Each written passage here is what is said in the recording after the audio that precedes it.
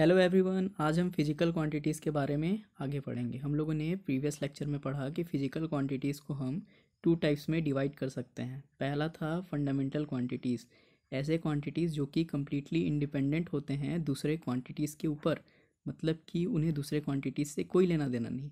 ऐसे क्वांटिटीज़ को क्या बोलते हैं? Fundamental quantities. एंड दूसरा था डिराइव्ड क्वांटिटीज़, ऐसे क्वांटिटीज़ जो कि फंडामेंटल क्वांटिटी की हेल्प से बनाए जाते हैं, उन्हें क्या बोलते हैं? Derived quantity. अगर आप लोगों ने प्रीवियस लेक्चर नहीं देखा है तो आप जाके पहले उसे देखिए, उसे देखने के बाद इस पे आइए। तो चलिए एक बार और देख लेते हैं कि फिजिकल क्वांटिटीज़ होती क्या है। Those quantities which can be measured are known as physical quantities. ऐसे क्वांटिटीज़ जिन्हें हम मेजर कर सकते हैं, नाप सकते हैं, तौल सकते हैं, ठीक है, उन्हें क्या बोलते हैं? Physical quantities. जैसे कि length, mass are physical quantities, ठीक है। जैसे कि यहाँ से यहाँ तक की डिस्टेंस है, सपोज दैट 200 किलोमीटर, ठीक है। तो इससे मैं मेजर कर सकता हूँ। ये तो लेंथ ही है ना, डिस्टेंस मतलब लेंथ, तो ये मेजर हो गई, तो ये क्या हो गई? Physical quantity. वैसे ही डिस्प्लेसमेंट होती है shortest distance between initial point two final point, तो ये भी क्या हो गई? मेजर हो गई, तो ये भी क्या हो गई? Physical quantity. वैसे ही हम अपना वेट चेक कर सकते हैं वेइंग मशीन पे, तो ये भी क्या है? फिजिकल क्वांटिटीज़ को फर्दर टू टाइप्स में डिवाइड किया गया है। उसमें पहला है स्केलर क्वांटिटीज़। अब देखते हैं स्केलर क्वांटिटीज़ होती क्या है। ये क्या है? Those quantities which depends only on magnitude, ठीक है। ऐसे क्वांटिटीज़ जो केवल मैग्नीट्यूड के ऊपर डिपेंड करते हैं, उन्हें क्या बोलते हैं? स्केलर क्वांटिटीज़ बोलते हैं। अभी मैग्नीट्यूड क्या है? मैग्नीट्यूड मतलब सिंपली कोई भी न्यूमेरिकल वैल्यू, ठीक है, a numerical value along with a unit. जैसे कि डिस्टेंस, डिस्टेंस है, डिस्टेंस एक स्केलर क्वांटिटी है, और इसमें क्या है? जैसे 3 है, एक न्यूमेरिकल वैल्यू है, एंड जो मीटर है ना, मीटर एक क्या है? यूनिट है। अगर आप लोगों ने यूनिट से रिलेटेड प्रीवियस वीडियो नहीं देखा है तो पहले जाके उसे देखिए, उसे देखने के बाद इसमें आइए। जैसे कि वॉल्यूम है, वॉल्यूम एक स्केलर क्वांटिटी है, इसे डायरेक्शन से कोई लेना देना नहीं। जैसे कि इस बॉटल में 1 लीटर पानी है, अब इस बॉटल को मैं इधर ले जाऊँ, ठीक है, या तो इसे मैं स्पेस ले जाऊँ, स्पेस में ले जाऊँ, इससे कोई फ़र्क नहीं पड़ने वाला। ये 1 लीटर का 1 लीटर ही रहेगा, मतलब कि इसे कोई फ़र्क नहीं पड़ता डायरेक्शन से। इसीलिए वॉल्यूम क्या है? एक स्केलर क्वांटिटी है। उसी तरह से डिस्टेंस है, डिस्टेंस तो एक पाथ है, ठीक है। कितना पाथ हम लोगों ने ट्रैवल किया, वो किसी भी व्हीकल के ओडोमीटर में मेजर हो जाएगी। उसमें ये नहीं देखा जाता कि वो सीधे किसी स्पेसिफिक डायरेक्शन में देखा हो। जितने भी लेंथ उसने ट्रैवल किया वो ओडोमीटर में मेज़र हो जाता है। इसीलिए डिस्टेंस भी क्या है? एक scalar quantity. Volume scalar quantity है, मास भी एक स्केलर क्वांटिटी है, एंड टेम्परेचर भी एक स्केलर क्वांटिटी है। इसके बाद है जो दूसरा पॉइंट है स्केलर क्वांटिटी से रिलेटेड, वो क्या है? Scalar quantities are added by simple arithmetic, मतलब कि स्केलर क्वांटिटीज़ को हम सिंपल अर्थमेटिक से ऐड कर सकते हैं। जैसे कि 2 + 4 = क्या होगा? हमेशा 6 होगा, ठीक है। मतलब इसमें स्केलर क्वांटिटीज़ को हम लोग जैसे मैथ्स में 2 नंबर्स को ऐड करते हैं, वैसे सिंपली इसको ऐड कर सकते हैं। जैसे कि यहाँ से, ठीक है, भिलाई से रायपुर तक की डिस्टेंस है 45 किलोमीटर, ठीक है, एंड रायपुर से फिर बिलासपुर तक की डिस्टेंस है सपोज दैट 200 किलोमीटर। तो मैं बोलूँगा भिलाई से बिलासपुर तक की डिस्टेंस कितनी हो जाएगी? 245 किलोमीटर, ठीक है। क्योंकि स्केलर क्वांटिटीज़ थी इसीलिए हम लोग इसको डायरेक्ट अर्थमेटिक तरीके से अर्थमेटिक सम करके ऐड कर दिए, ठीक है, सिंपली। जैसे यही है 200 kilometre plus 400 kilometre, simply add हो गया 600 किलोमीटर। 500 किलोमीटर, सॉरी, ये टेम्परेचर 500 केल्विन प्लस 800 केल्विन, ये हो गया 1300 केल्विन। उसी तरह से 50 kg plus 60 kg 110 kg। Volume है 100 ml प्लस 50 ml = 150 ml। जैसे कि ये कोई कंटेनर है, कंटेनर में 100 ml वाटर है, मैंने किसी दूसरी चीज़ से लाके इसमें 50 ml और पानी डाल दिया, तो ये दोनों को जब, तो मैं पूछूंगा कि टोटल वॉल्यूम क्या हो गया, तो टोटल वॉल्यूम हम 150 ml बोलेंगे, तो ये हो गया, सिंपली ऐड हो जाते हैं स्केलर क्वांटिटीज़। अब इसके बाद है वेक्टर क्वांटिटी। अब ये वेक्टर क्वांटिटी क्या होता है देखते हैं। Those quantities which depends upon both, ठीक है, magnitude as well as direction. ऐसे क्वांटिटी जो तो मैग्नीट्यूड के ऊपर डिपेंड करते हैं, साथ में वो डायरेक्शन के भी ऊपर डिपेंड करते हैं, ठीक है। ऐसे क्वांटिटीज़ को क्या बोलते हैं? Vector quantity. जैसे कि डिस्प्लेसमेंट है, डिस्प्लेसमेंट क्या होता है? एक इनिशियल पॉइंट से फाइनल पॉइंट के बीच में शॉर्टेस्ट डिस्टेंस। तो अगर मेरे को शॉर्टेस्ट डिस्टेंस ट्रैवल करना है तो मैं हमेशा एक स्ट्रेट लाइन में चलूँगा, और स्ट्रेट लाइन में चलूँगा और एक स्पेसिफिक डायरेक्शन में ही चलूँगा, तभी मुझे जाके शॉर्टेस्ट डिस्टेंस मिलेगा एक पॉइंट से दूसरे पॉइंट के बीच। उसी तरह से क्या है फोर्स, फोर्स है जैसे कि ये कार्ट को दो आदमी आगे से पुल कर रहे हैं और दो आदमी पीछे से पुश कर रहे हैं, ठीक है। तो ये जो है ना, ये है फोर्स का डायरेक्शन, ठीक है। अगर इसी में अगर ये दो लोग अपने फोर्स का डायरेक्शन बदल देते हैं और ये इस तरफ फोर्स लगाने लग जाएं और ये इस तरफ फोर्स लगाने लग जाएं, तो इन दोनों का इफेक्ट क्या हो गया, चेंज हो गया। फोर्स के डायरेक्शन चेंज होने से इनका इफेक्ट चेंज हो गया। जैसे कि सपोज डैट यहाँ पे कोई सुंदर कन्या, ठीक है, यहाँ पे कोई सुंदर कन्या है और यहाँ पे है कोई आदमी, ठीक है, किसी वजह से ये यहाँ से कूदना चाह रही है, ठीक है। अब ये चाहे तो, ये जो आदमी ये चाहे तो इसे बचा सकता है, बचाने के लिए इसको इस तरफ फोर्स लगा के पुल करेगा, या तो वो चाहे तो इसे इस तरफ धक्का भी दे सकता है, पुश करेगा। तो देखो अब क्या है ना, फोर्स तो वही है, सेम मैग्नीट्यूड है। सपोज दैट 20 न्यूटन का फोर्स है, 20 न्यूटन का फोर्स उसको पुश करने में भी लगा सकता है, 20 न्यूटन के फोर्स से वो उसे पुल भी कर सकता है। तो अगर वो उसे पुश करेगा, ठीक है, सुंदर कन्या को पुश करेगा, तो क्या हो जाएगा, वो नीचे गिर जाएगा और उसका जान चले जाएगा, ठीक है।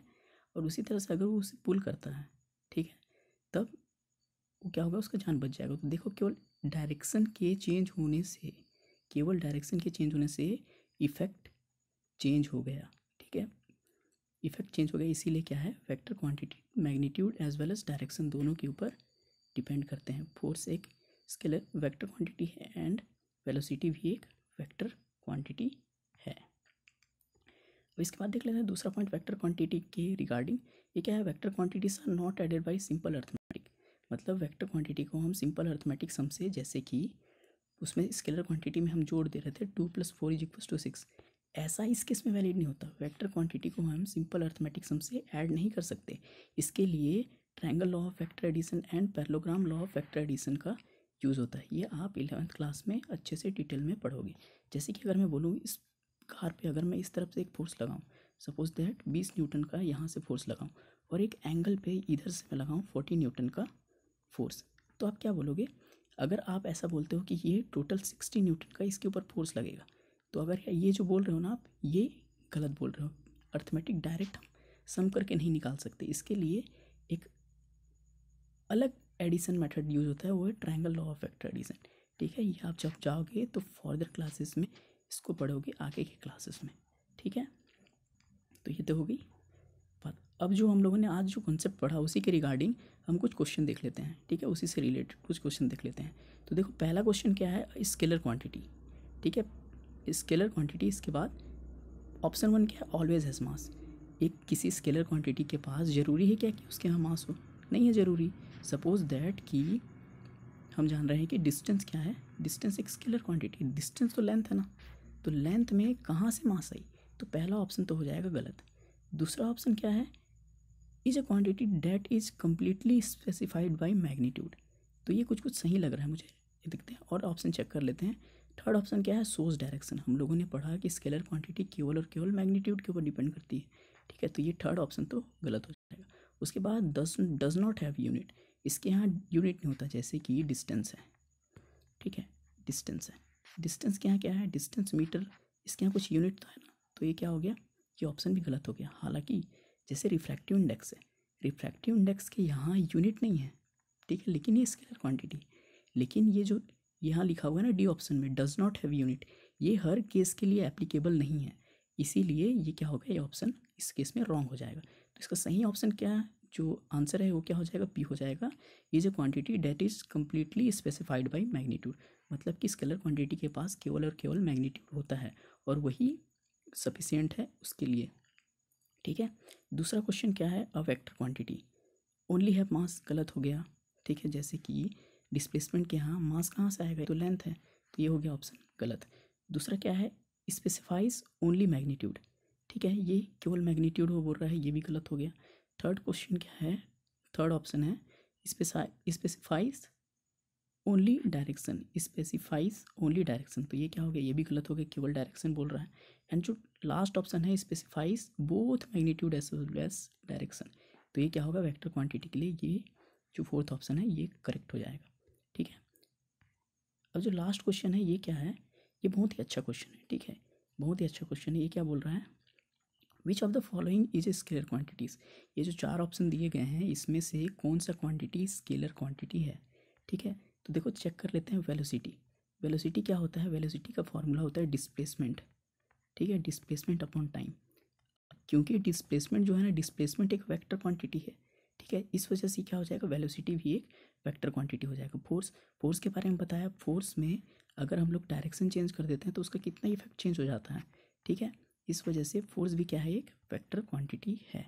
जो तीसरा चीज़ क्या है, डिस्प्लेसमेंट। जैसे इस पॉइंट से मुझे इस पॉइंट तक जाना है। ठीक है, अगर मुझे इसका डिस्प्लेसमेंट बताना है तो मैं हमेशा स्ट्रेट लाइन में चलूँगा और एक पर्टिकुलर डायरेक्शन में ही चलूँगा, कि तभी ना शॉर्टेस्ट डिस्टेंस मिलेगा। इसलिए ये क्या है, डिस्प्लेसमेंट भी एक वेक्टर क्वांटिटी। अब जो एक करंट, करंट के बारे में क्या करना है। जैसे कि 2 वायर हैं, ठीक है, तो करंट तो हमेशा फिक्स डायरेक्शन में ही बहता है।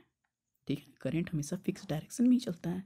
अगर उस हिसाब से कोई इसका आंसर देना चाहे तो उसे वेक्टर क्वांटिटी बोल देगा, लेकिन यहीं पे वो गलत हो जाएगा। ठीक है, जैसे कि ये क्या है, सपोज दैट कि ये 2 वायर्स हैं, यहाँ के कनेक्ट हुए, यहाँ पे जंक्शन है और यहाँ पे एक अलग वायर निकला हुआ है। यहाँ से 1 एम्पियर की करंट आ रही है और यहाँ से सपोज दैट 2 एम्पियर की करंट आ रही है। तो ये दोनों मिलके कितने हो जाएंगे, ये दोनों मिलके हो जाएंगे 3 एम्पियर। ठीक है, ऐसा होता है, ऐसा रियल में होता है कि ये दोनों मिलके 3 एम्पियर हो जाते हैं। ठीक है, ऐसे कितना भी जंक्शन लगा हो, ठीक है, सब अगर कहीं से जितना करंट इन हो रहा है उतना करंट आउट होगा। ठीक है, ऐसा होता है इस केस में। तो अब क्या देख पा रहे हो कि इसमें क्या लग गया, अर्थमेटिक सम लग गया। मैंने बताया था ना सेकंड पॉइंट स्केलर क्वांटिटी का, कि अगर कुछ चीज़ अर्थमेटिक मीन से ऐड हो जाए, सॉरी अर्थमेटिक सम से अगर हम किसी चीज़, किसी क्वांटिटी को निकाल सकते हैं, अगर किसी को डायरेक्ट जोड़ सकते हैं, ठीक है, इसको क्या बोलते हैं, ऐसे क्वांटिटीज़ को क्या बोलते हैं, स्केलर क्वांटिटीज। लेकिन तो ये, लेकिन जो ये है ना करंट, करंट क्या है, स्पेसिफिक डायरेक्शन है। तो कई बच्चे क्या होते हैं, कंफ्यूज हो जाते हैं कि ये स्केलर क्वांटिटी है या वेक्टर क्वांटिटी है। तो मैं इसको आपका सही सही एग्जैक्ट आंसर बता दूं कि current is a scalar quantity. Current एक स्केलर क्वांटिटी है, हालांकि इसके यहाँ डायरेक्शन है।